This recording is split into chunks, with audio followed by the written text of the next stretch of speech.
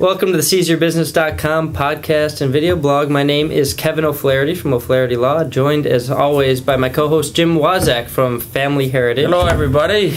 And today our guest is Bernie Deir from Midwest Business Consulting, and we're going to talk about selling the problem you solve. So kind of how to refine your sales pitch and explain to people what you do in a clear manner. So Bernie, thanks so much for being with us today. Thanks for having me. But before we talk about that, I do want to make an announcement to the viewers. Don't try to adjust your picture or anything. Kevin really does have a shadow because he's trying to grow. I'm going for the beard.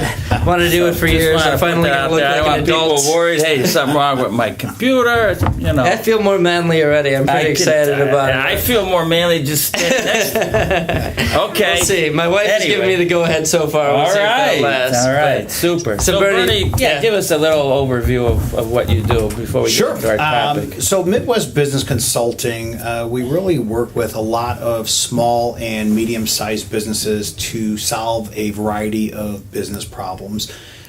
Typically, we're working on things like operations management, process improvement, strategy and growth, so things that are really important to all businesses.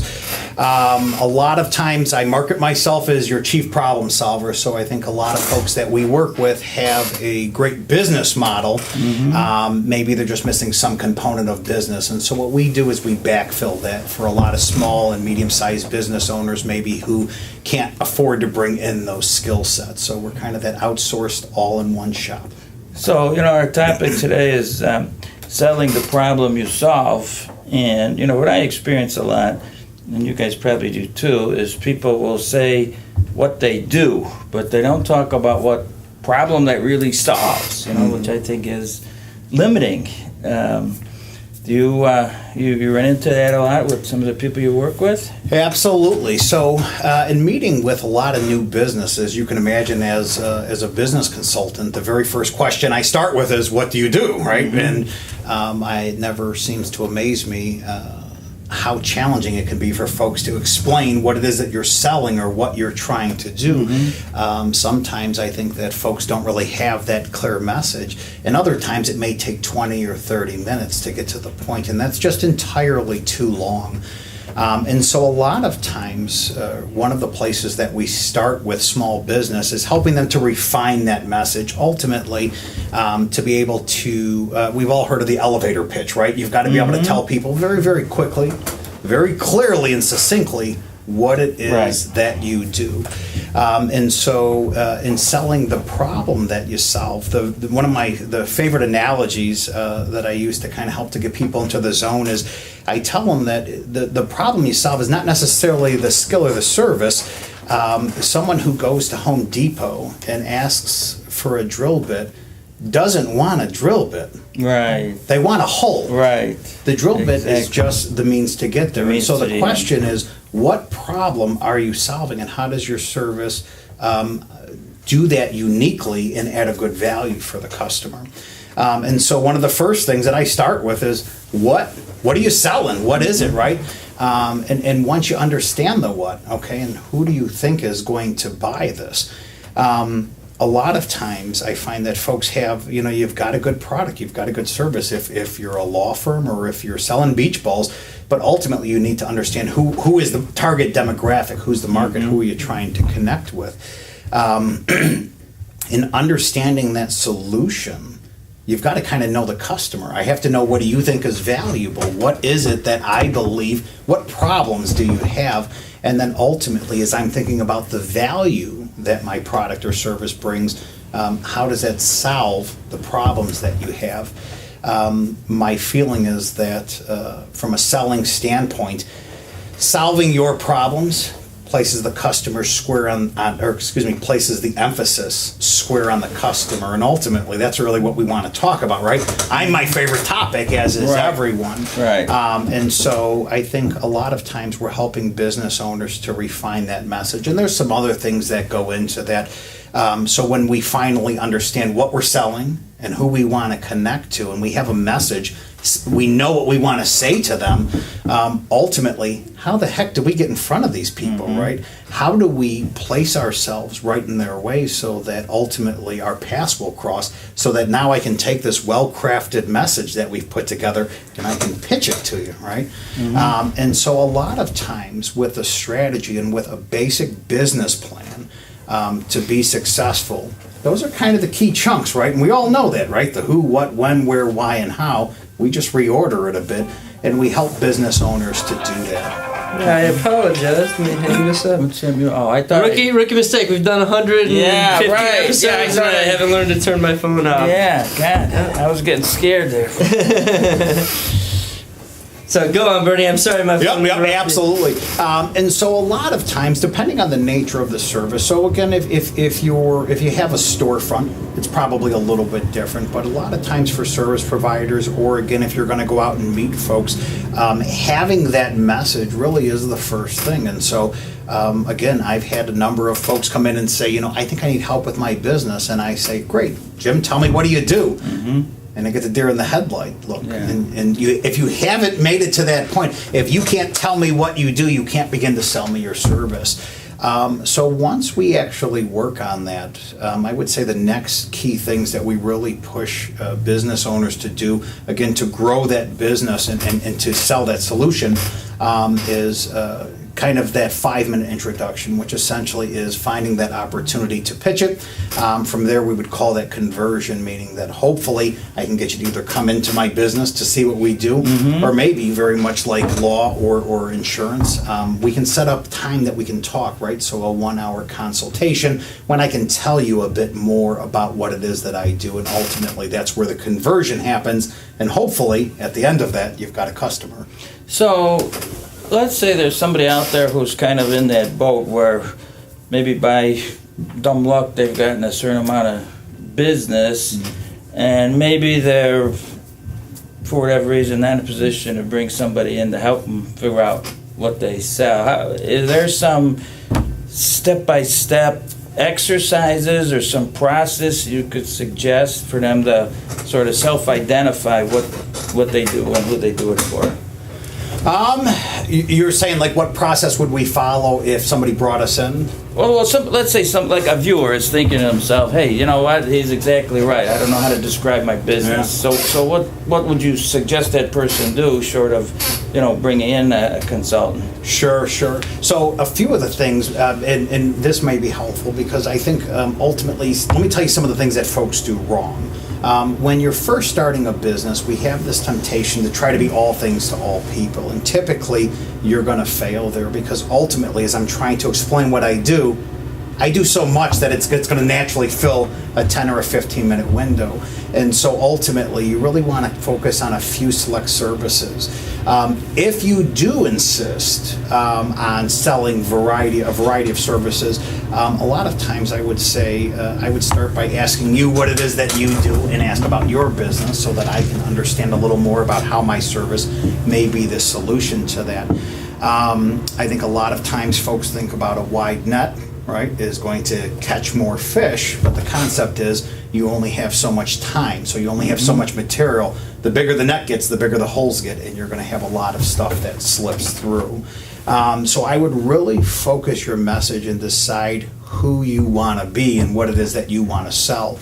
I would also tell you that if you are focusing or if you are going to offer more than one service or more than one kind of line of service, it's never appropriate to do it at the same time. And so as an example that I love to give, if Kevin said, I'm a lawyer, right, and we're one of the greatest lawyers in town, and by the way, I also fix transmissions on the side, now I think you're not good at fixing transmissions and you're not a good lawyer. He actually does do that. He does a great job. Hopefully just not professional. Yeah. And it's not that you can't do it. You just can't do it at the same time, because what's going to happen is my messages are going to get crossed. To an extent, who it is, I have a concept of who I think you should be as a lawyer. If I come in here and it looks like a mechanic shop, my vision of who you are, my perception, which ultimately is the reality. I'm the guy with the money at the end. I'm the customer who's going to spend my dollars with you. And so my perception really is what matters. If I walk in and your facility or your presentation doesn't meet my expectation of what a lawyer should be, ultimately I'm not going to buy from you, because it's hard to reconcile that image. And so I tell people, if you're going to be a professional, insert your skill set, that's who you are, and that's all you are. If you want to go out on the weekends or you want to walk down the street and sell transmissions, do that. But don't tell anyone there at the transmission shop that you're also a lawyer, right? So wear one hat. I would work on practicing your pitch, what I'm going to call the pitch. And I tell people the only way to do that is to do it. Sure. You've got to get out there, throw your hand out there, tell people who you are and what you do.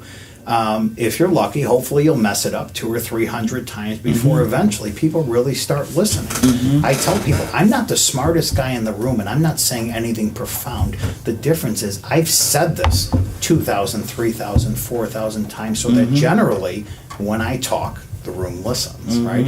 And so you really want to work on refining your message and then be able to say it and be able to articulate that. Be able to stop and start in the middle, be able to take any lead off. Well, that's an important point. No one wants to hear an elevator speech. They just want someone who's really comfortable speaking about what they do, right? You've got to be able to speak extemporaneously about why you're great and fit into the particular situation, right? Yep, absolutely. So that's where the practice comes in. Yeah, and the practice too from having those conversations, Kevin. So again, what I would say is, as a general rule of thumb, if I'm going to one of these events, I don't tell you anything about what I do. I spend the first 5 or 6 or 8 minutes asking you about your business and how's that going, and what type of challenges do you have. The reason I do that is, in another life, I did a lot of aviation consulting. If you have a small business, I don't know necessarily that you'd be that fascinated in what I did in aviation. I would really be wasting your time to tell you about that. But if you said, gosh, Bernie, I'll tell you what, I'm looking at competitors and our labor costs are significantly higher than the gentleman down the street, that's something that we can look at. And I might say, well, gosh, Kevin, we do some process improvement, and I can tailor my message, stripping out all of the things that don't pertain to you, because ultimately all you care about is your problem. How do my services solve the problem that you have? Well, let me ask you this question. So, if you're at some type of event, you meet somebody for the first time, it seems to me it's not very likely they would really tell you the truth about what their biggest challenges are for a whole bunch of reasons. Do you find that happens much, or? I find that I am a lot like a priest, and for whatever reason, people are dying to talk to me.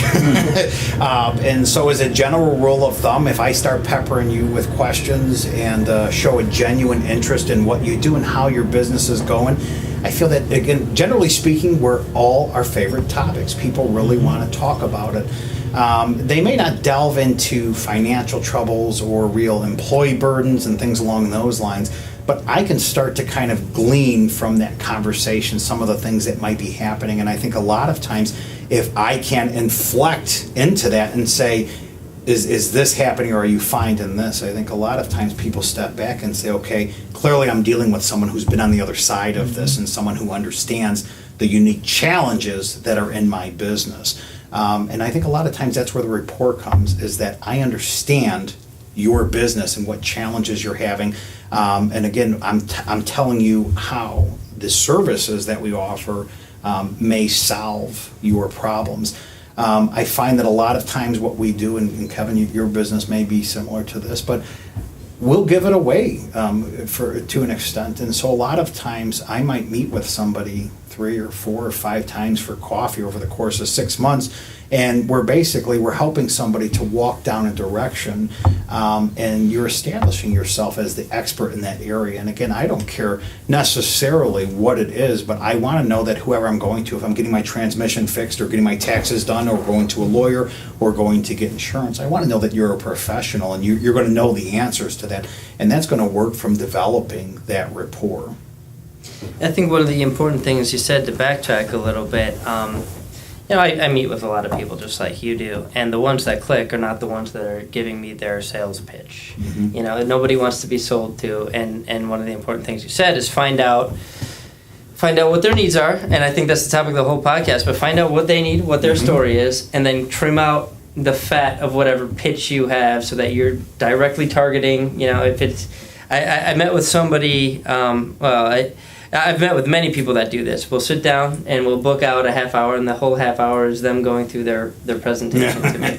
And we will never connect and build a relationship because it's not I don't want to be sold to. I want to talk about how we can help each other and how we can find a mutual beneficial relationship. So I think, the key ultimately is just being an active listener, really. You got it. And just listen to what they're saying, gather the information, and then apply your skill and knowledge to say, well, I'm happy to educate you on this, and here's how I might be able to help. And if they want to go down that road, then great. I might have you start selling my services, because I'm not kidding. That is spot on. I couldn't have said it better myself. If I don't listen to what you're saying, how do I know? I don't even know what problem you have, so that I can begin to think about how I'm selling or how I might solve that problem. So I think that's a really, really great way to kind of articulate that message. Well, Bernie, thanks so much for sharing your wisdom with us today. And if someone wants to reach out to you and hopefully hire you, how can they reach you? So the name of the company is Midwest Business Consulting, and you can Google us. We should show up everywhere, hopefully. And the website is www.mbconsultingco.com. Okay, Jim. Super. What do you do again, and how can everybody reach you? Sell supplemental health insurance, primarily covering cancer. Basically, person who gets cancer, if they think their regular insurance will cover it, it won't. Not totally. So we sell supplemental coverage with the unique feature that we return your money if you don't need it. My telephone number is 630-272-3895. And Kevin, how do they get a hold of you? Yeah, so we practice almost every area of law. You can call me to schedule a free consultation at 630-324-6666. Go to seizeyourbusiness.com to check out many, many more videos and podcasts from great successful business people that can teach you their secrets like Bernie did today. Go to learn-about-law.com, learn-about-law.com for my legal video blog, podcast, and blog. And I've got a new makingrealestatefun.com podcast and video blog about real estate. So thanks for being here, Bernie. Thank you. Thank you, Bernie. Thank you for listening.